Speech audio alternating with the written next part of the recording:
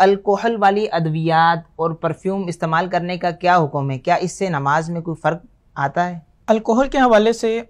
वैसे तो उलमाए किराम ने इमाम मोहम्मद रहमतुल्लाहि ताला अलैह के कौल पर फतवा दिया था, जिसके मुताबिक अल्कोहल ये एक शराब की एक किस्म होती है और शराब की तमाम अक़साम जो हैं वो नापाक भी हैं और उनको पीना जो है ये हराम भी है। इस मुफ्ता बिही कौल के मुताबिक जो है जो उसूली तौर पर हुक्म बनता है वो तो ये है कि अगर अल्कोहल किसी भी चीज़ के अंदर शामिल कर दी जाए तो वो चीज़ नापाक हो जाती है और उसका खाना पीना ये जायज़ नहीं रहता। लेकिन ज़रूरत बढ़ती रही और लोगों में ये मामलात यहाँ तक इस हद तक पहुँच गए तो कि एक वक्त के अंदर अद्वियात की इंडस्ट्री के अंदर इसका इस्तेमाल बहुत ज़्यादा बढ़ गया, हत्ता कि बहुत मौक़े पर मुसलमानों में ये हरज वाक़ होना शुरू हो गया कि अगर हम इसको नाजायज़ कहते हैं तो बहुत ज़्यादा अद्वियात ऐसी हैं जो इलाज मुआलजा में इस्तेमाल होती थी और उनको इस्तेमाल करना अगर रोक दिया जाएगा इसके नाजायज़ होने की वजह से तो फिर मुसलमानों में काफ़ी हरज वाक़ हो जाएगा। तो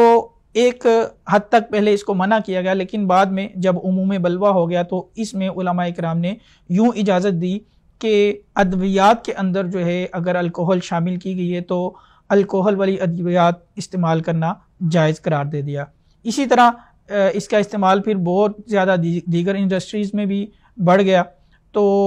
उसके बाद बाएतमाद और मोतमद मुफ्तियान किराम ने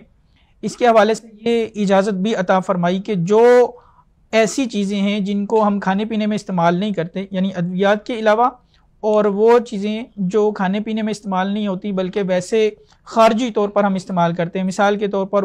ये क्रीम है, लोशन वगैरह है जिनको हम बदन पे इस्तेमाल करते हैं, या स्याही है, इंक है जिसके साथ वो लिखते हैं,